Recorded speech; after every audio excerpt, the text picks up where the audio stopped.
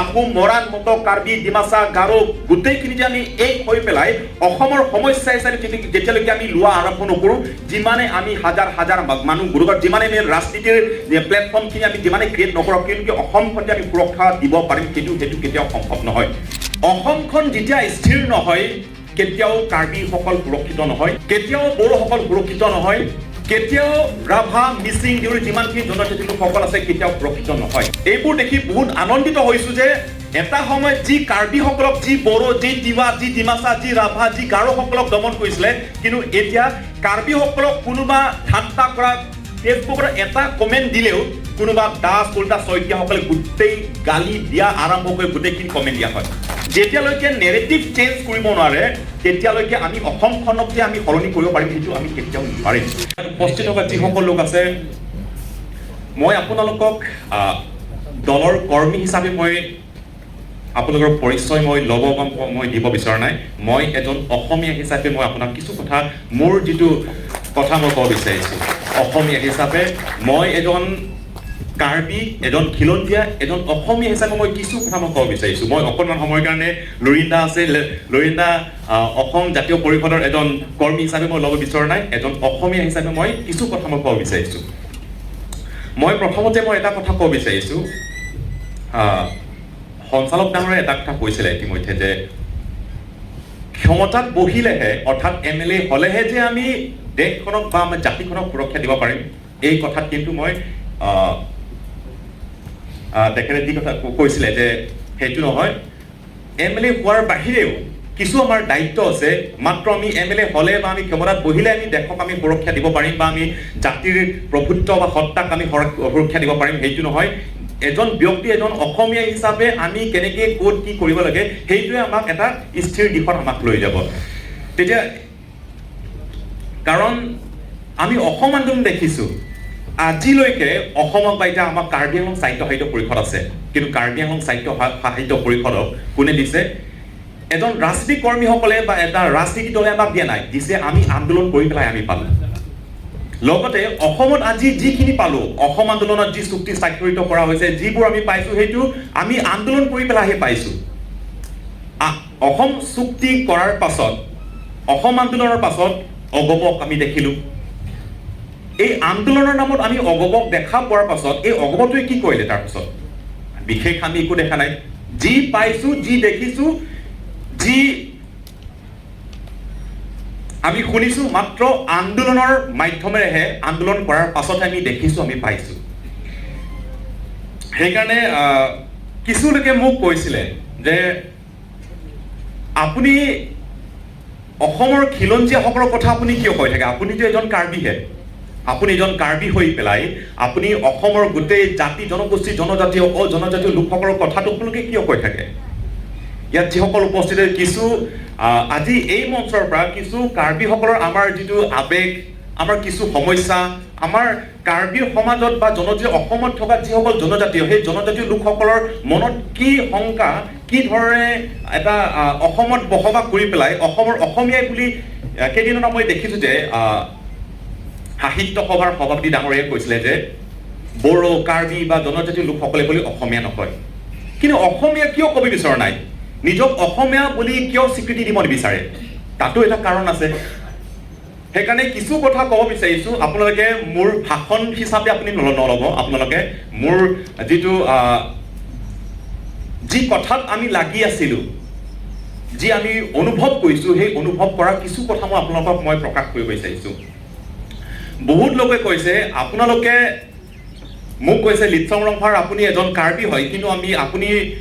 এজন জনজাতীয় যুৱ বা এজন নেতা হৈ পেলাই আপুনি অসমত বৃহত্তৰ অসমীয়া মহাজাতিৰ কথা আপোনালোকে কৈ আহি আছে, কিন্তু কিয়? ইয়াত সদায় মই এটা কথা ক'ব বিচাৰি আছোঁ, বড়ো হওক, ৰাভা হওক, মিচিং হওক, কাৰ্বি হওক, দেউৰী হওক, যি হৈছে হৈছে।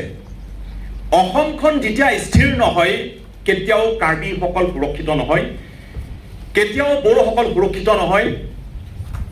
কেতিয়াও ৰাভা, মিচিং, দেউৰী যিমানখিনি জনজাতি লোকসকল আছে কেতিয়াও সুৰক্ষিত নহয়। ভূপেন হাজৰিকাদেৱে গাই যোৱা ভূপেন হাজৰিকাৰ কণ্ঠত বহুতখিনি কথা তাত সোমাই আছে। আমি অসমীয়াই নহওঁ দুখীয়া, বুলি সান্তনা লোভিলে নহ'ব, আজিৰ অসমীয়াই নিজক নিচিনিলে অহমৰ হাতলে যাব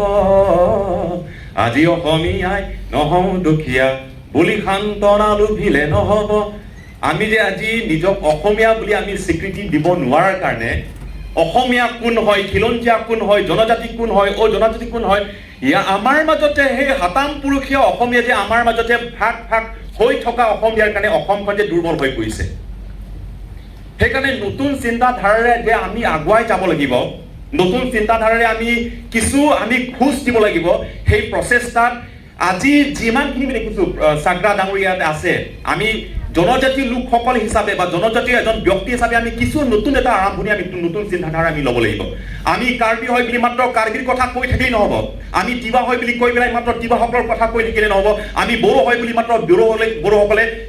বড়োসকলৰ কথাটো কৈ থাকিলেই নহ'ব এতিয়া কিন্তু তাত ক'ৰবাত মেইন ষ্ট্ৰীম যিটো হয় অসমীয়া বুলি ক'লে তাত কোনো এটা নিৰ্দিষ্ট তেনেকুৱা জাতি নাই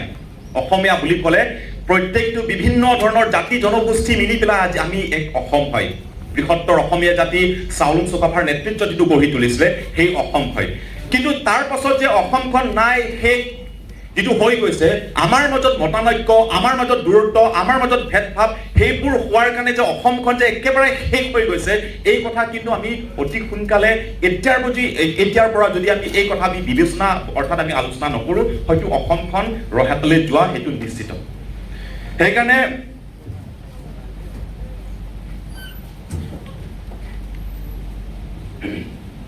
কেইদিনমান আগত মই এটা সংবাদমেল মই আয়োজন কৰিছিলোঁ হয়তো আপোনালোকে দেখিছে বোলে মই কৈছিলোঁ কি আমি মোৰ ধাৰণাটো সেইটো ইয়াৰ আগত মই এটা কথা মই ক'ব বিচাৰিছোঁ এটা সময়ত কাৰ্বি আংলঙত ছাত্ৰ ছাত্ৰীসকলে অৰ্থাৎ কোনোবা কলেজত পঢ়া কোনোবা হোষ্টেলত থকা কোনোবা চিকিৎসালয়ত অহা কোনোবা কাম কৰিব অহা কাৰ্বি বুলি কোৱাৰ লগে লগে সদায় ঠাট্টা কৰা ক'ৰ পৰা আহিছে কাৰ্বি আংলঙৰ পৰা অহাৰ বুলি কোৱাৰ লগে ঠাট্টা কৰা দমন কৰা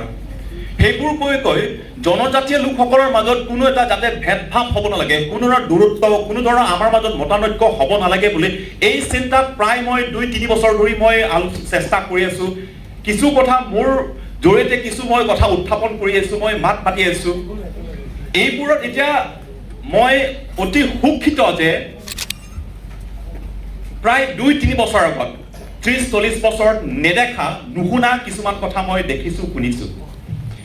এটা সময়ত কাৰ্বি বা ট্ৰাইবেল বুলি কোৱাৰ লগে লগে উচ্চ নিচ হীন নিচ জ্ঞান কৰি থকা আমি শুনিছোঁ দেখিছোঁ কিন্তু আমাৰ এই প্ৰচেষ্টাত নতুন এটা আৰম্ভণি যে আমি দিব লাগিব নতুন এটা চিন্তা নতুন এটা আদৰ্শ যিটো আমি মানি চলিব লাগিব আমি লৈ যাব লাগিব সেইখিনি কৰাত এতিয়া কাৰ্বিসকলক যদি কোনোবা এইকেইদিন দেখিছোঁ সংবাদমেল আয়োজন কৰিছোঁ বিভিন্ন ধৰণৰ আন্দোলন মতামত প্ৰকাশ কৰাৰ লগতে খিলঞ্জীয়া বা জনজাতি লোকসকলৰ একতা অসমৰ যি বৃহত্তৰ মহাজাতি হিচাপে আমি এক হ'ব লাগে এই গোটেইখিনি কথা লাগি থকাত বাৰে বাৰে এইবোৰ কথা উত্থাপন কৰি থকাত কিছু লোকে উপলব্ধি কৰিছে কাৰ্বিসকলক এতিয়া কোনোবা ঠাট্টা দমন কৰিলে আমি নিজে উত্তৰ দিয়াৰ প্ৰয়োজন পৰা নাই বহুত ভাল লাগিছে এইবোৰ দেখি বহুত আনন্দিত হৈছোঁ যে এটা সময়ত যি কাৰ্বিসকলক যি বড়ো যি তিৱা যি ডিমাচা যি ৰাভা যি গাৰোসকলক দমন কৰিছিলে কিন্তু এতিয়া কাৰ্বিসকলক কোনোবা ঠাট্টা কৰা ফেচবুকত এটা কমেণ্ট দিলেও কোনোবা দাস কলিতা শইকীয়াসকলে গোটেই গালি দিয়া আৰম্ভ কৰি গোটেইখিনি কমেণ্ট দিয়া হয় সেইটো হৈছে সৰু এটা নেৰেটিভ মই ইয়াৰ এক্সাম্পল মই কিয় লৈছোঁ এই এক্সাম্পল মই লৈছোঁ কাৰণ যিমানে আমি ৰাচি নকৰক কিয় যিমানে আমি হাজাৰ হাজাৰ মানুহ আমি নগোটাওক কিয় যিমানে আমি আন্দোলন নকৰক কিয় যেতিয়ালৈকে আমি নেৰেটিভটো আমি চেঞ্জ কৰিব নোৱাৰোঁ কিন্তু অসমখন কেতিয়াও সলনি হ'ব নোৱাৰে মোৰ দৃষ্টি মোৰ অপিনিয়নটো সেইটো যেতিয়ালৈকে নেৰেটিভ চেঞ্জ কৰিব নোৱাৰে তেতিয়ালৈকে আমি অসমখনক যে আমি সলনি কৰিব পাৰিম সেইটো আমি কেতিয়াও নোৱাৰিম সেইকাৰণে কিছুদিন পূৰ্বে বহুতে মোক সমালোচনা কৰিছিলে বহুতৰ পৰা মই প্ৰতিক্ৰিয়াখিনি মই দেখিলোঁ বোলে যে লিটছং ৰংফাৰ এজন খ্ৰীষ্টিয়ান ধৰ্মীয় ব্যক্তি হয় সেইকাৰণে বোলে লিটছং ৰংফাৰে হিন্দুত্বৰ ওপৰত প্ৰশ্ন কৰিছে বোলে অসমত বোলে হিন্দু খাত্ৰে মেহে বুলি কৈ হিন্দু যে অসমীয়া নাইকিয়া হৈ গৈছে এতিয়া এই সৰু এটা পলিটিকেল শ্লোগান যে হিন্দু খাত্ৰে মেহে বুলি কৈ কেনেকৈ যে এতিয়া অসমৰ অসমীয়া নাইকিয়া হৈ আমাৰ নিজৰ জাতি মাটি ভেটি নিজৰ সত্তা প্ৰভুত্ব সন্মান একেবাৰে নাইকিয়া হৈ গৈছে এই সৰু এটা পলিটিকেল নেৰেটিভ এই বিষয়টোত মই সমালোচনা কৰাৰ লগে লগে বহুতে মোক কমেণ্ট দিলে লিখিলে বোলে যে লিটছং ৰঙাৰ খ্ৰীষ্টান ধৰ্মীয় এজন ব্যক্তি হয় সেইকাৰণে হিন্দুত্বৰ ওপৰত প্ৰশ্ন কৰিছোঁ বোলে মোৰ ঘৰত আহক চাওক মই এজন কাৰ্বি হয় এতিয়া আমাৰ আস্থা পৰম্পৰাগত যিটো আমাৰ বিশ্বাস প্ৰাকৃতিক যুগ পূজা কৰি এই পূজা কৰোঁ কিন্তু লগতে তাত আমাৰ ঘৰত শিৱ মন্দিৰ আছে মা তাত শিৱ পূজা তাত কৰে মই এইখিনিত এটা কথা মই বুজাব বিচাৰিছোঁ আপোনালোকে খ্ৰীষ্টান ধৰ্ম গ্ৰহণ কৰক হিন্দু ধৰ্ম গ্ৰহণ কৰক আপোনালোকে মুছলিম ধৰ্ম গ্ৰহণ কৰক যি ধৰ্ম গ্ৰহণ নকৰক কিয় কিন্তু প্ৰথমত অসম তথা অসমীয়া হ'ব লাগে তাৰপিছত খ্ৰীষ্টান হ'ব তাৰপিছত হিন্দু হ'ব তাৰপিছত মুছলিম হ'ব যি ধৰ্ম নহওক কিয় কিন্তু এতিয়া অসমত আমি জয় আই অসম সম্ভাষণ দিয়াটো আমি ভয় কৰিছোঁ এতিয়া আজি অসমত আমি অসমীয়া বুলি কোৱাটো আমি ভয় কৰিছোঁ যেতিয়া আমি মহাৰাষ্ট্ৰত যাওঁ তাত আমি বিশেষ বেলেগ আমি সম্ভাষণটো নুশুনো তাত প্ৰথমত আমি জয় মহাৰাষ্ট্ৰ বুলি তাত আমি শুনো জয় ভীম বুলি তাত আমি শুনো কিন্তু যে অসমত এতিয়া ইমান যে ইয়াত ডাঙৰ ডাঙৰ এজন নেতা নেতৃত্ব দিব পৰা এজন ব্যক্তি থকাৰ পাছতো বুজা শিক্ষিত ব্যক্তি থকাৰ পাছতো অসমত আমি জয় আই অসম যি সম্ভাষণ সেইটো বহুত কম পৰিমাণত কৰোঁ এতিয়া আমি সেইকাৰণে যেতিয়ালৈকে আমি এই কথা এই নেৰেটিভটো মই এই কথাটো মই কিয় কৈ আছোঁ পলিটিকেলি যি নেৰেটিভ এতিয়া তেলৰ দাম 200 টকা 300 টকা নহওক কিয় এই হিন্দুত্বৰ কথা লৈ পেলাই কেনেকৈ যে বহিৰাগত লোকসকলে আহি পেলাই যায় কি হিন্দুৰ নাম লৈ অসমীয়াসকলক মাৰিব এতিয়া দমন কৰিব চেষ্টা কৰা নাই দেখি আছোঁ আমি কাৰ্বিসকলক দমন কৰি আছে অসমীয়া ভাষী যিমানখিনি খিলঞ্জীয়াসকল আছে এওঁলোকক দমন কৰি আছে ঠাট্টা কৰি আছে সেইটো আমি দেখিছোঁ মাত্ৰ এটাই কাৰণ এই হিন্দুত্বৰ নাম লৈ পেলাইহে ইয়াত এই দাদাগিৰিখিনি চলি আছে ঠিক আছে দিয়ক তেনেহ'লে সেইটো অৰ্থাৎ আমি নেৰেটিভটো যেতিয়ালৈকে আমি সলনি নকৰোঁ নেৰেটিভৰ বাহিৰে যে আমাক বেলেগ উপায়টো নাই এজন অসমীয়া হিচাপে এজন সাংবাদিক হওক এজন ৰাজনীতি কৰ্মী হওক এজন ছাত্ৰ হওক এজন ৰিক্সা চলাক হওক এজন ব্যৱসায় কৰা এজন ব্যক্তি হওক প্ৰথমতে যেতিয়ালৈকে মই এজন অসমীয়া বুলি নিজক স্বীকৃতি দি পেলাই নিজৰ অসমীয়া হিচাপে কি কৰিব লাগে এইটো যেতিয়ালৈকে আমি চিন্তা নকৰোঁ অসমখন কেতিয়াও সুৰক্ষিত হ'ব নোৱাৰে উদাহৰণস্বৰূপে কাৰ্গিলত যেতিয়া আমি আন্দোলন কৰিছিলোঁ তাত আমি কোনো এটা পাৰ্টিক আমি সমালোচনা নকৰাকৈ কোনো এটা সংগঠনে নেতৃত্ব নিদিয়াকৈ আমি এই আন্দোলনখিনি অসমত কপাই দিয়া আন্দোলন আমি কৰিছোঁ বহুতে কৈছে ৰংভাৰ এইটো how is it possible that without any organisation any platform but you led kind of এই মুভমেণ্টখিনি আপোনালোকে লিড কৰিব পাৰিছে বুলি আমি কোনো এটা সংগঠন কোনো এটা প্লেটফৰ্ম নোলোৱাকৈ আমি তাত আন্দোলন কৰিছোঁ কিন্তু মাত্ৰ আমি এটাহে কথাটো নেৰেটিভটো ছেট কৰিছোঁ যে আপুনি এজন কাৰ্বি হয় এজন MLA হ'ব পাৰে কিন্তু MLA হ'ব পাৰে এজন বিজেপিৰ এজন কৰ্মী হ'ব পাৰে এজন মন্ত্ৰী হ'ব পাৰে কিন্তু এই মন্ত্ৰীৰ আগত তেখেত এজন অসমীয়া হয় কিন্তু অসমীয়া হিচাপে কি কৰিছে এই ব্যক্তি কেইদিনমান আগত গোৱালপাৰাৰ এজন নতুন বিধায়ক মানে হাঁহি উঠিছে মই দেখা পোৱাত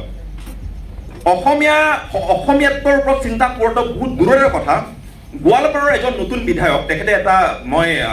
ইণ্টাৰভিউ এটা দেখিছিলোঁ ক'লে কি যিসকল লোকে যিটো সমষ্টিয়ে যিটো পলিং ষ্টেচনে মোক ভোট নিদিয়া যদি আমি দেখা পাওঁ এই এলেকাত বোলে আমি ৰাস্তা নিদিওঁ তাত বোলে আমি কোনো এটা চৰকাৰৰ পৰা কোনো এটা স্কিম তাত আমি নিদিওঁ আৰু নিৰ্বাচন বা প্ৰতিদ্বন্দ্বত কণ্টেষ্ট কৰাৰ লগে লগে তাত ভোট দিয়ক নিদিয়ক জিকাৰ লগে লগে তাত বসবাস কৰা যিমানখিনি আছে প্ৰত্যেকজনক চোৱাটো তেখেতৰ দায়িত্ব মানৱতাৰ যি আদৰ্শ যদি পাহৰি যোৱা ইমান স্বাৰ্থপৰ ব্যক্তি হ'ব পাৰে তেনেহ'লে অসমীয়াত্বৰ ওপৰত কথা পৰাটো বহুত দূৰৰ কথা সেইকাৰণে মই চমুকে মই দুটা কথা মই ক'ব বিচাৰিছোঁ প্ৰথম কথাটো হৈছে মোৰ কথাটো হৈছে যে আমি যিহেতু যুৱ কণ্ঠ হিচাপে কিছু কথা আমি লৈ আছোঁ প্ৰথমত আমি নেৰেটিভখিনি আমি চেঞ্জ কৰিব লাগিব ইয়াত যিসকল লোক আছে হিন্দু খাত্ৰেমী নহয় খিলঞ্জীয়া খাত্ৰেমীহে কাৰ্বি ডিমাচা আহোম মৰাণ মটক সকলো খাত্ৰেমীহে এই নেৰেটিভ আমি যেতিয়াৰ পৰা অসমত আমি বিয়পাব পাৰোঁ এই বাৰ্তা ল'ব পাৰোঁ অসমখন সেইদিনাৰ পৰা চেঞ্জ হৈ যাব 2 নম্বৰ কথাটো হৈছে 1228 শতিকাত যেতিয়া আহোম আহিছিলে অসমত সেই সময়ত চাউলুং চুকাফাৰ নেতৃত্বত ইয়াৰ আগত বসবাস কৰা যিসকল বড়ো কাৰ্বি মিচিং তিৱা যিসকল আছে গোটেইটো জাতি জনগোষ্ঠীক লৈ পেলাই বৃহত্তৰ অসমীয়া গঢ়ি তুলিছিলে সেই সময়ত মোগলক আমি 17 বাৰ আমি পৰাজিত কৰিছোঁ আমি কিয় আমি সেইটো কৰিব পাৰিছোঁ কাৰণ সেই সময়ৰ অসম এক আছিলে আজি কিন্তু এতিয়া যদি আমি দেখো অসমৰ অসমীয়া শ্ৰেণীয়ে পৃথক পৃথকে কাৰ্বি বেলেগ ডিমাচা বেলেগ অসমীয়া বেলেগ বড়ো বেলেগ তিৱা বেলেগ সকলো আমি পৃথক পৃথকে কাৰ্বিৰ সমস্যা হ'লে বড়োসকলৰ কেতিয়া সমস্যা নহয় অসমীয়া স্পিকিং যিটো মেইন ষ্ট্ৰীম যিটো অসমীয়া স্পিকিং বুলি আমি কওঁ তেওঁলোকৰ সমস্যা হ'লে কেতিয়া বড়ো তিৱাসকলৰ কাৰ্বিসকলৰ সমস্যা নহয় এই বস্তুটো আমি যেতিয়ালৈকে আমাৰ মাজত সেই মতানৈক্যটো আমি শুধাৰব চেষ্টা নকৰোঁ চাউলুং চুকাফাৰ নেতৃত্বত যেতিয়ালৈকে অসম হিচাপে আমি যিমানখিনি আহোম মৰাণ মটক কাৰ্বি ডিমাচা গাৰো গোটেইখিনি যে আমি এক হৈ পেলাই অসমৰ সমস্যা হিচাপে যেতিয়ালৈকে আমি লোৱা আৰম্ভ নকৰোঁ যিমানে আমি হাজাৰ হাজাৰ মানুহ গুৰুতৰ যিমানে আমি ৰাজনীতিৰ প্লেটফৰ্মখিনি আমি যিমানে ক্ৰিয়েট নকৰোঁ কিন্তু অসমখন যে আমি সুৰক্ষা দিব পাৰিম সেইটো কেতিয়াও সম্ভৱ নহয় প্ৰথমত আমি সেই কথাটো আমি উপলব্ধি কৰিব লাগিব সেইখিনি কথাত আমি চেষ্টা কৰিব লাগিব তাৰ পাছত হয়তো আমি অসমখনক বচাব যদি আমি বিচাৰোঁ অসমখনক যদি সুৰক্ষা যদি আমি দিব বিচাৰোঁ একমাত্ৰ উপায় সেইটোৱে আছে সেইকাৰণে নিজৰ মাজত এই কিছু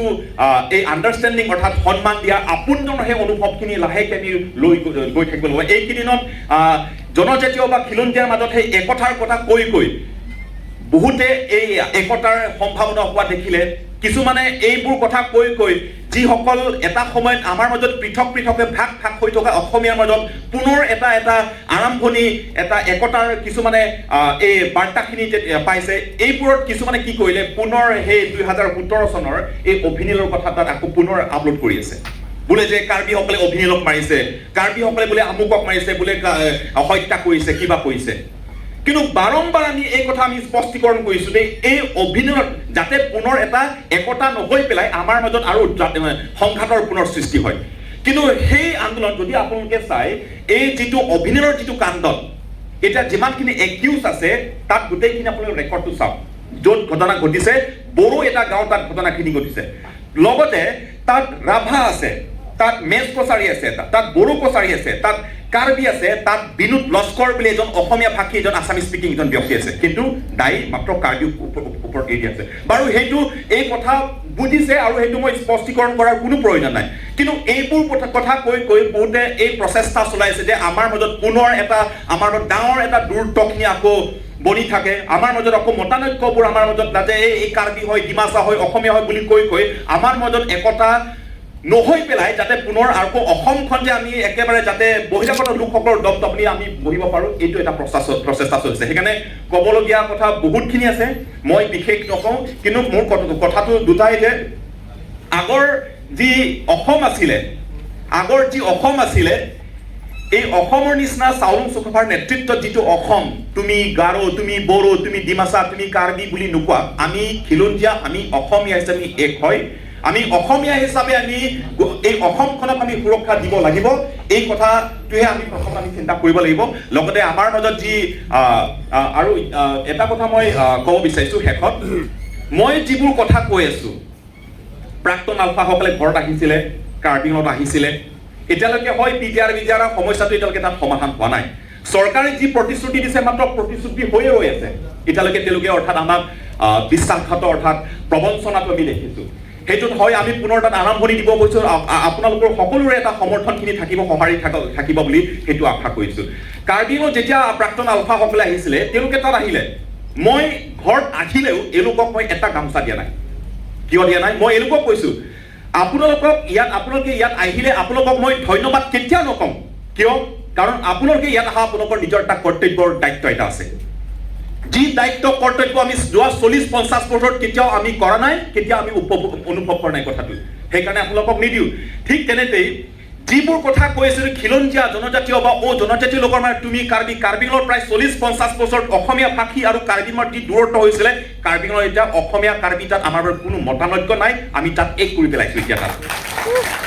লগতে তেনেকেই মই যি হিচাপত মই কথা কৈছোঁ এজন জনজাতীয় এজন ব্যক্তি হিচাপে যে খিলঞ্জীয়া অসম হিচাপে এক হ'ব লাগে এই কথা আচলতে মোৰ মুখৰ পৰা ওলাব নালাগে